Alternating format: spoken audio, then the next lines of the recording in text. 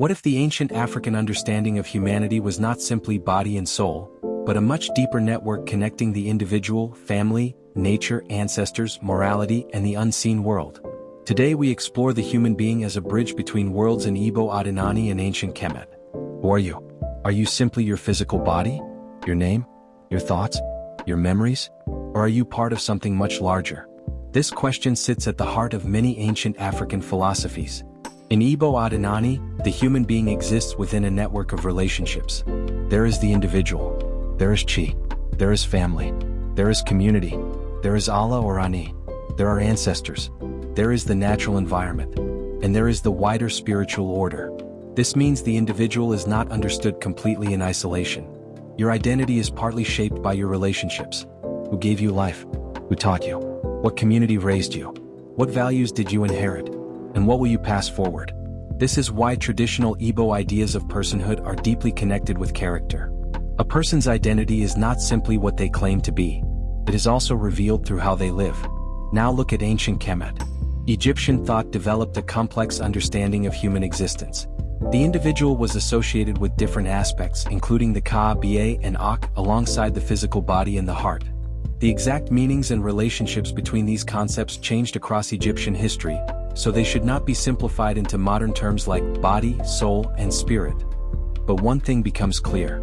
Egyptian ideas of personhood were multidimensional. Human existence was larger than the physical body, and morality mattered. The heart was especially important because Egyptian tradition connected it with a person's inner character and judgment. This brings us back to the comparison with Odinani. The two traditions are not identical. Chi is not simply the Egyptian Ka. An Igbo ancestor is not automatically equivalent to an Egyptian Ak.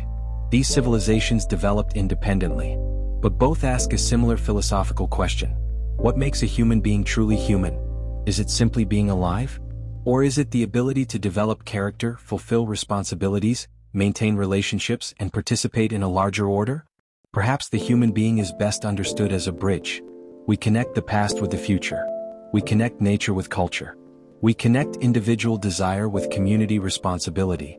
We receive knowledge from previous generations and transform it for the next. That may be one of the deepest lessons in African cosmology. You are not merely an isolated individual moving through time. You are a temporary point in a much longer story. Your ancestors came before you. Future generations may come after you. And your choices connect those two worlds. So perhaps the purpose of life is not simply to accumulate possessions or achieve personal success.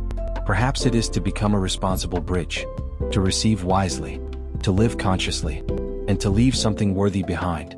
Because one day, someone else will inherit the world you helped create. Do you see yourself as an isolated individual, or as a bridge connecting your ancestors, your present community, nature, and future generations? Leave your thoughts in the comments.